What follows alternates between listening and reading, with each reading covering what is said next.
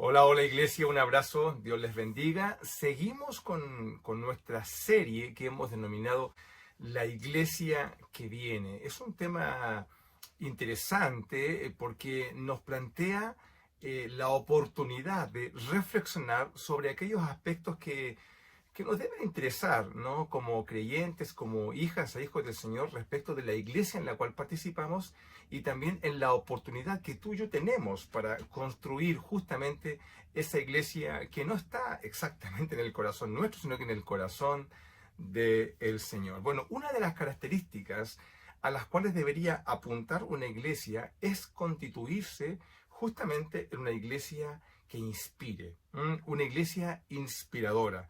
Esto es, que inspire, por ejemplo, a la espiritualidad, una iglesia que estar en ella nos inspire a una vida devocional, que nos inspire al crecimiento, al servicio cristiano, a la madurez, a la adoración, en fin, una iglesia que estar en ella, ser parte de ella, nos mueva, nos impulse a tener un encuentro cada día más profundo con el Señor, a crecer en intimidad con Él, en fin.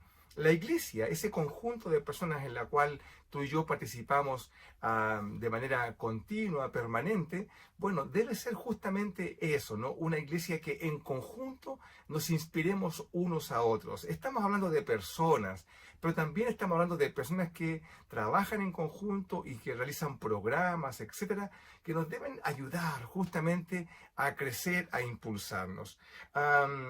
Ser parte de una iglesia así, creo yo que debería ser el desafío de todo creyente que ama de verdad a la iglesia del Señor y quiere ser parte de un conjunto, de una comunidad de fe que sea inspiradora, tanto para mí, para ti, para todos los demás. En mi caso particular, desde que mis hijos eran muy pequeños, siempre tuve el deseo ferviente en mi corazón que la iglesia, que Dios me daba la oportunidad de participar, fuera una plataforma de bendición para mis hijos. Que la iglesia fuera una impulsadora a sus vidas, que fuera un lugar incluso de refugio en términos ideológicos, en términos, ¿cierto?, del amor creyente, etcétera. Todo ese deseo profundo me acompañó por muchos años y doy gracias a Dios porque mis hijos crecieron, se desarrollaron, maduraron justamente en un contexto sano, en un contexto que los llevaba a buscar más de Dios permanentemente.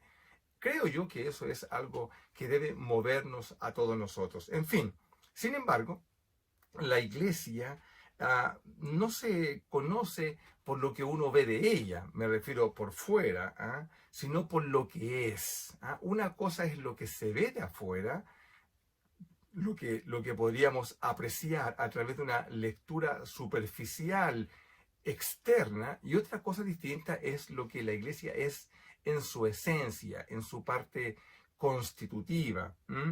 Lamentablemente, así como tú y yo conocemos a personas que tienen dos caras, mira, qué triste lo que estoy diciendo, ¿no? Personas que muestran una manera de ser externa y es lo que uno ve de ellos, pero tienen otra cara, una cara interna, una cara oculta, que no se condice con la cara externa, que hay una disociación entre ambas, así como uno ve eso en personas, lamentablemente, bueno, también lo ve en las iglesias.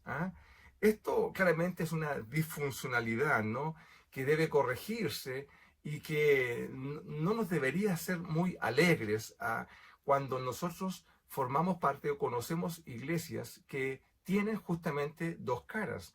Uno, lo que se ve hacia afuera, ¿no? Lo que las redes muestran. Es como hoy día, ¿no? Las redes sociales, todos quienes participamos en las redes sociales, mostramos una realidad, ¿no? Es la realidad de la selfie que muestra una realidad alegre, una realidad pujante, una realidad, ¿cierto?, que a veces no se condice con lo que de verdad pasa en la persona en su interior. Son como dobles caras, ¿no? Es lo que queremos mostrar versus lo que somos en realidad.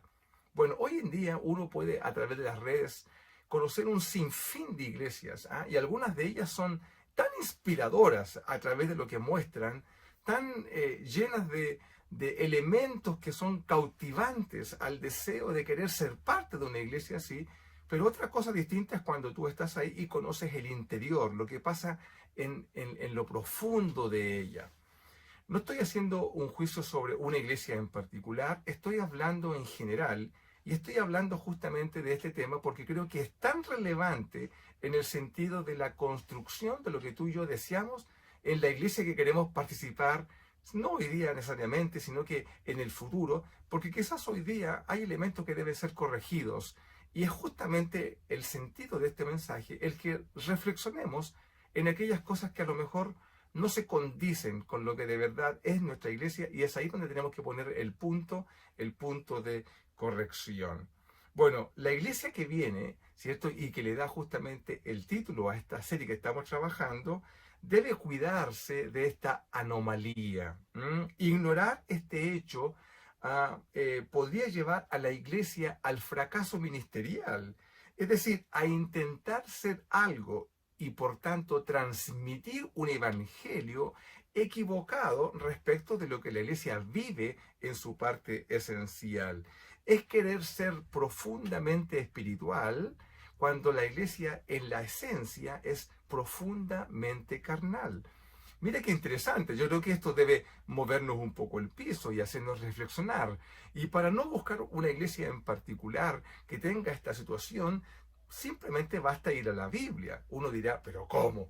La Biblia es el manual, ¿cierto? Es la revelación de Dios para mostrarnos un ideal. No, no te pierdas en esto, no te equivoques. La Biblia lo que nos muestra es justamente la realidad. Cuando la Biblia habla de Pedro, de Pablo, de Juan, de los discípulos, de los grandes profetas, de los patriarcas, etc., los muestra tal cual como son. No maquilla su lado A, por llamarlo así.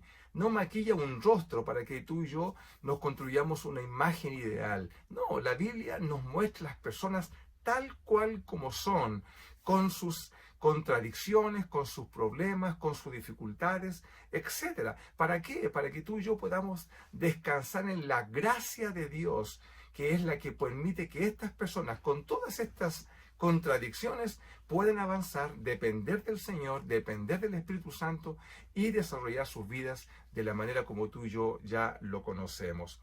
Quiero pedirte que vayamos al libro de Primera de Corintios, porque estas cartas, ambas cartas que se escribieron para esta iglesia, nos muestran justamente esta realidad que estoy señalando. Mira, quiero llevarte, vamos al lado A, lo que la gente gusta de ver o lo que tú y yo nos gustaría mostrar, ¿ya? Pero en fin, no se condice necesariamente con lo que somos en la realidad. Mira, cuando el apóstol Pablo le escribe a la iglesia de Corinto, ahí en el capítulo 1, del versículo 4 al 9, dice lo siguiente. Dice, gracias doy a mi Dios siempre por vosotros, por la gracia de Dios que os fue dada en Cristo Jesús. Esta iglesia, ¿cierto?, tiene una gracia de Dios que es reconocida por el apóstol Pablo. Se ha derramado la gracia de Dios en esta iglesia, porque dice, porque en todas las cosas fuisteis enriquecidos en él. Es una iglesia que no es pobre en términos espirituales, ha sido enriquecida. Luego el apóstol nos da más antecedentes sobre esto, porque dice que han sido enriquecidos en palabra, es decir, en la forma como ellos entregan lo que han recibido, esta gracia abundante. La gente en ese lugar recibía palabra de Dios y además han sido enriquecidos, dice, en toda ciencia, es decir, en conocimiento, en comprensión profunda, ¿cierto?, de las cosas de Dios. La revelación de Dios ha sido derramada en esta iglesia. ¡Wow! Cuando uno lee esto, dice, yo quiero ser parte de una iglesia así, donde la palabra de Dios fluye a través, ¿cierto?, de los carismas del Espíritu de una manera tan extraordinaria. Dice, así como el testimonio acerca de Cristo ha sido confirmado en vosotros. Pablo no está hablando con creyentes ingenuos, está hablando con personas que han recibido el testimonio de Cristo en sus corazones, y esto es palpable y es constatable a través de lo que el apóstol Pablo ha observado, ha visto, ¿cierto? Y es por tanto motivo de esta carta. De tal manera dice que nada os falta en ningún don. Es decir, esta iglesia ha sido enriquecida a través de lo que tú y yo conocemos como los dones del Espíritu. Palabra de ciencia, ¿cierto? Profecía, lenguas, interpretación de lenguas, ¿cierto? Misericordia, servicio, etcétera. Dones que se manifiestan en esta iglesia de manera extraordinaria. Y cuando tú y yo conocemos una iglesia así, una iglesia que podríamos llamar donde el carisma de Dios la hace una iglesia atractiva desde el punto de vista justamente de esta espiritualidad, cuando uno ve eso dice, wow, yo quiero ser parte de eso, ¿no? Iglesias que manifiestan esta tremenda gracia de Dios y que se expresa de tantas maneras. He tenido la bendición, la oportunidad de vivir tiempos en la iglesia, tiempos donde el carisma del Espíritu se manifiesta de tal manera, con tal profundidad, con tal fuerza, que pareciera que uno está viviendo en un contexto irreal, donde la manifestación del Espíritu hace todo posible a través del don de fe, los dones de sanidades, etc. La Biblia nos muestra, ¿cierto?, justamente que Corinto era una iglesia enriquecida en toda ciencia, como acabo de señalar. Bueno, hasta aquí se podría considerar a Corinto una iglesia ideal, ¿sí? De hecho, hoy en día tú puedes escuchar muchos mensajes y estudios sobre la iglesia de Corinto y transmiten justamente eso, un ideal, el ideal al cual tú y yo deberíamos aspirar. Sin embargo, debemos notar que Pablo da gracias a Dios por algo que los corintios no pueden alcanzar por sí mismos.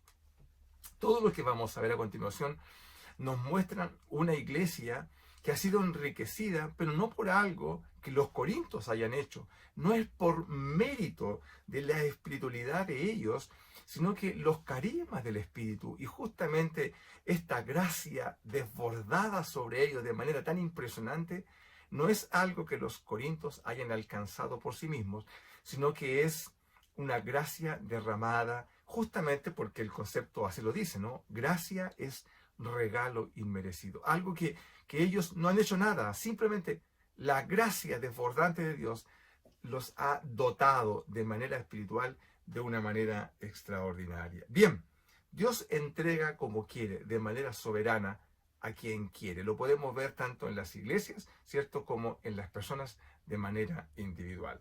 Bueno, ese es el lado A. ¿Qué me dices? Un lado interesante, desbordante de espiritualidad, inspirador, ¿cierto? Pero tú y yo, que somos hijas e hijos del Señor, bíblicos, que queremos construir nuestra vida cristiana justamente en razón de una espiritualidad centrada en Cristo y no en las emociones, no en lo que nos pueda despertar a la emoción o despertar nuestros sentidos. Tenemos que analizar el contexto completo. Y cuando uno avanza en la lectura de Corinto, lo que se da cuenta es que esta iglesia tenía otra cara, la cara B, la cara que no nos gusta mostrar, la cara que afea nuestro ministerio, que no lo hace justamente inspirador, un lado que quizás incluso hasta nos podría avergonzar. Y es justamente el motivo por el cual el apóstol escribe esta carta, porque tal como señalé hace unos días atrás, esta iglesia tiene problemas, y tiene problemas profundos, que uno podría decir, bueno, se invisibilizan justamente a través de esta manifestación de gracia, pero una persona centrada en Cristo no puede invisibilizar y tapar con la expresión desbordante de los dones de esa iglesia lo que está pasando en la profundidad. Sería irresponsable de nuestra parte hacer eso. Lo que tenemos que hacer es entonces reconocer que hay algo que no está bien y que debe ser atendido. La Biblia dice, son varios textos, en 1 Corintios 1 del día al 13, que esta iglesia estaba profundamente dividida. ¿Puedes tú comprender esto? Una iglesia que manifiesta dones del Espíritu, pero al mismo tiempo está dividida en su interior. Pues sí, lo podemos ver. Corinto es la expresión de una iglesia que tiene una cara, pero que tiene otra profunda y de la cual debería avergonzarse justamente en los términos en que el apóstol Pablo les habla. Ustedes están divididos, ustedes dividen a Cristo, ¿cierto? Ya lo expliqué eso en profundidad hace unos días atrás. El capítulo 3, en el versículo 1, dice, de manera que yo, hermanos, tuve que hablarles como a carnales y no como espirituales. ¿Por qué Pablo desarrolla esta idea? Porque esta iglesia, aun cuando manifiesta en una desbordante gracia en toda su espiritualidad, al mismo tiempo esta iglesia mantenía en su seno, en su interior, mantenía divisiones y no las atendía debidamente. Mire qué interesante esto, porque a lo mejor una iglesia está y reconoce sus dificultades, reconoce que está enferma en algunos aspectos de su manera de conducirse como iglesia, pero no lo atiende de manera correcta. Esto me parece a mí muy importante, porque una cosa es el reconocimiento del problema, pero otra cosa es la atención que ese reconocimiento merece y atenderlo a través del consejo y de los principios bíblicos. Esta iglesia se reconocía faccionada, tenía partidos al interior de ella, incluso aquellos que se comprendían espirituales, como somos de la facción de Cristo, alardeaban justamente de esta condición, pero no atendían desde la espiritualidad este problema. Qué triste, ¿no? A mí todo esto me causa dolor, porque traslado esta realidad a mi propia realidad y yo digo, Señor, aquí tengo algo que hacer, porque tu palabra no me va a aplaudir, el Señor no me va a felicitar, ¿cierto?, por lo que muestro hacia afuera, queriendo ocultar lo que me pasa hacia adentro. Esto que estoy hablando en términos de iglesia aplica perfectamente para la vida particular, pero hoy día no estamos hablando de la vida particular. Creo que cada uno de nosotros tiene que reflexionar en aquello que podríamos decir la distancia que existe, ¿no?, entre lo que mostramos y el yo real. Si esa distancia es grande, tú y yo tenemos tarea por hacer, ¿sí? Y el consejo bíblico nos muestra cómo hacerlo. Hoy estamos hablando de la iglesia en conjunto, y tú y yo cuando hablamos de iglesia no tenemos que mirar hacia el lado, como mirando a la otra parte. Yo soy iglesia y yo soy responsable de construir esto que estamos señalando en la iglesia que viene hacia adelante. Somos responsables. Si tú avanzas en el libro de Corintios, en el capítulo 5, en el versículo 1, la Biblia nos muestra cómo el apóstol Pablo tiene que atender cosas que aún ni siquiera en el mundo gentil, en el mundo de los inconversos se dan, y se dan dentro de la iglesia del Señor. Dice, de cierto se oye que hay entre vosotros fornicación, y tal fornicación cual ni aún se nombra entre los gentiles, tanto que alguno tiene la mujer de su padre. Imagínate a qué estamos llegando. Es decir, seguramente un hombre se enviudó o se separó, no lo sabemos, ¿cierto? Y bueno, se buscó otra compañera y su hijo tiene relaciones íntimas con ella. Esto que puede parecernos digno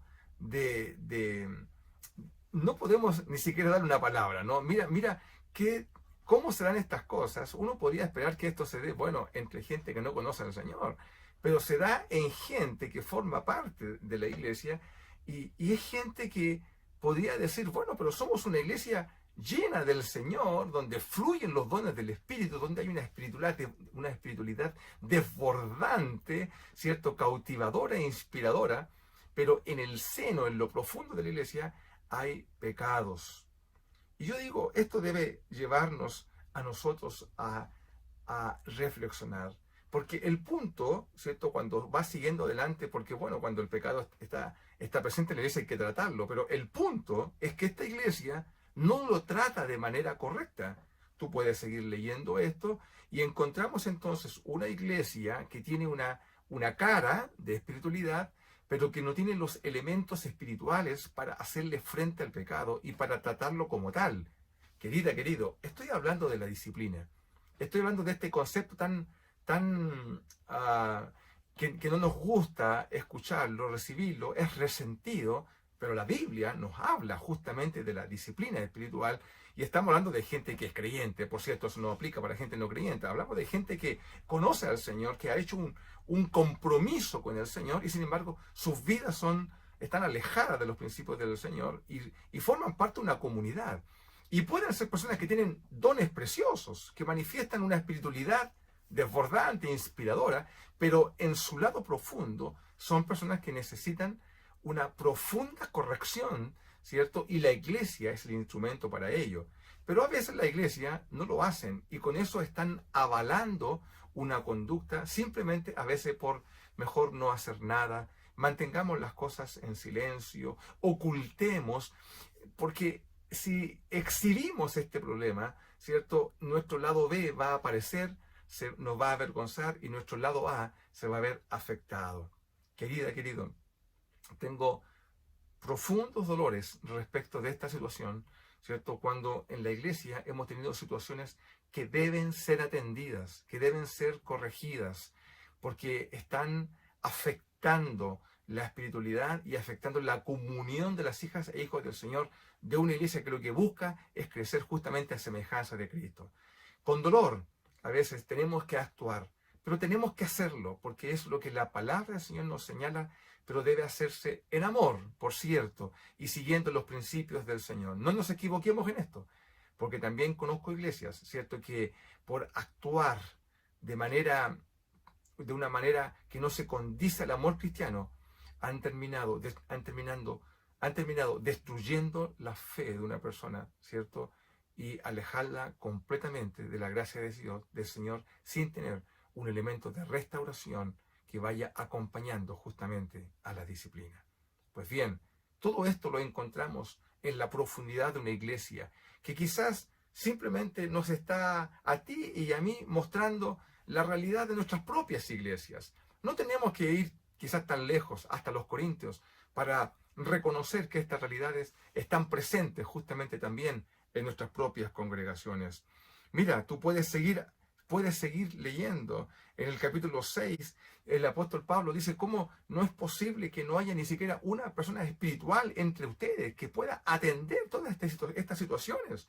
Es decir, están llenos de dones del Espíritu, personas que hablan en lenguas, las interpretan, entregan profecía, es decir, una iglesia con carismas inspiradores, pero no hay ni siquiera uno entre ustedes que sea espiritual al punto de poder aplicar criterios espirituales ante situaciones que requieren el juicio espiritual. No hay ni siquiera uno de ustedes. Uno dice, bueno, Señor, claramente lo que estamos leyendo nos muestra que la espiritualidad de una persona no se condice con los dones del Espíritu, se condice con otra cosa que se llama el fruto del Espíritu, que se manifiesta de múltiples maneras en la vida de un creyente. Un creyente lleno del Espíritu Santo no es un creyente que manifiesta dones del Espíritu. Los dones son gracias de Dios repartidos como Él quiere. No tienen nada que ver con el mérito tuyo ni mío. Lo que hace a un creyente para que se asemeje a Cristo cada día y por tanto lleno del Señor es justamente cuando manifiesta el fruto, el amor, gozo, la paz, la paciencia, la benignidad, en fin, la templanza, el dominio propio que es propio de un creyente que busca asemejarse cada día más, ser más semejante a su Señor. Podemos seguir, mira, podemos ir hasta el capítulo 11 de 1 Corintios, donde el apóstol Pablo tiene que tratar el abuso respecto de una fiesta que en este tiempo los primeros creyentes realizaban. Es la fiesta del ágape, el reunirse para comer, para intercambiar alimentos uno con otro, y después cerraban todo este tiempo partiendo el pan, el vino, haciendo memoria, ¿cierto?, del Señor en su muerte, en su resurrección y, por cierto, también en la promesa de su venida. Pero Pablo les describe porque tenían conductas que son que no se condicen. Los que tenían más hacían alarde de sus comidas, algunos llegaban emborrachados. Hermano, todo esto pasa en el interior de una comunidad, insisto, una comunidad carismática, una comunidad que no por ello no tiene un lado B que requiere ser atendido. Pues bien, ¿cuál es el consejo del apóstol Pablo para ello? Lo encontramos en el libro de 1 Corintios, en el capítulo 16. Solamente una palabra. Mira cómo cierra el apóstol Pablo cuando ya ha denunciado todos estos hechos y ha tenido que compartir una serie de principios para poder atenderlos. El capítulo 16, donde cierra el apóstol Pablo este libro, en el versículo 13 dice: velad, velad, amados, estad firmes en la fe, velen. Pablo les está diciendo que sean vigilantes, vigílense a sí mismos. Es como cuando el apóstol Pablo le dice a Timoteo: cuídate de ti mismo. Iglesia del Señor, sean vigilantes. El apóstol de Pablo es: sean sobrios en lo que están haciendo. El apóstol Pedro, justamente tratando otro tema, nos ayuda justamente su reflexión, porque él dice: sean sobrios y velad. ¿Por qué? Porque vuestro adversario, el diablo, como león rugiente, anda alrededor buscando a quien devorar.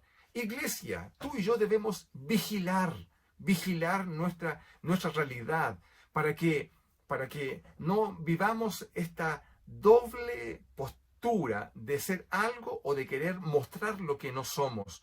Iglesia, tú y yo debemos ser responsables en atender, en vigilar, en ser vigilantes permanentemente de que estas cosas no sucedan y que sean atendidas justamente para que la distancia entre el lado B de la iglesia y el lado A vayan coincidiendo y la iglesia muestre solamente un rostro.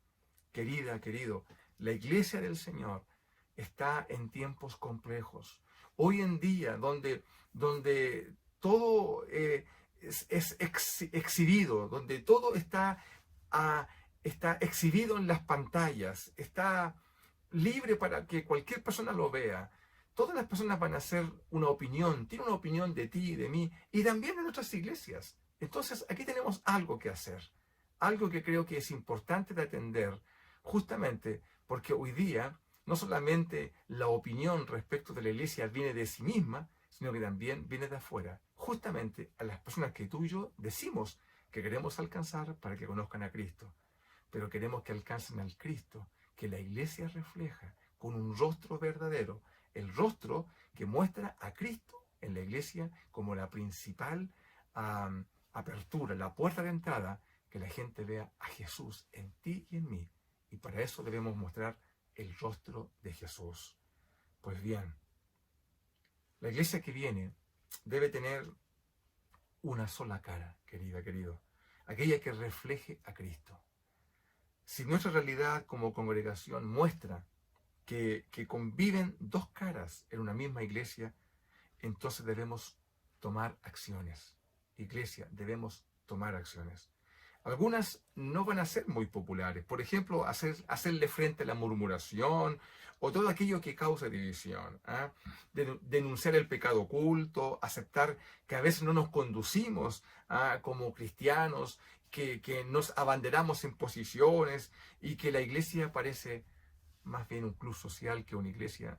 Todas esas cosas deben ser atendidas y deben ser reflexionadas si están ocurriendo y atendidas justamente por la iglesia en su conjunto. Quedémonos, por tanto, con las palabras con las cuales el apóstol Pablo cierra su comunicación con la iglesia de Corintio. Ya ahora en el segundo libro de Corintios, en el capítulo 3, en el versículo 11, les dice: por lo demás, hermanos, tengan gozo, perfecciónense, consuélense, sean de un mismo sentir y vivan en paz. Es el consejo para la iglesia del Señor, para ti y para mí, para aquellos que amamos al Señor. Padre, en el nombre de Jesús, descansamos este mensaje, Señor, en tu voluntad, para que seamos ministrados por ella y podamos atender el consejo bíblico para mostrar el rostro de Jesús en la vida de cada uno de nosotros. Te bendecimos, Padre, en el nombre de Jesús oramos. Amén. Que tengas un excelente día. Bendiciones.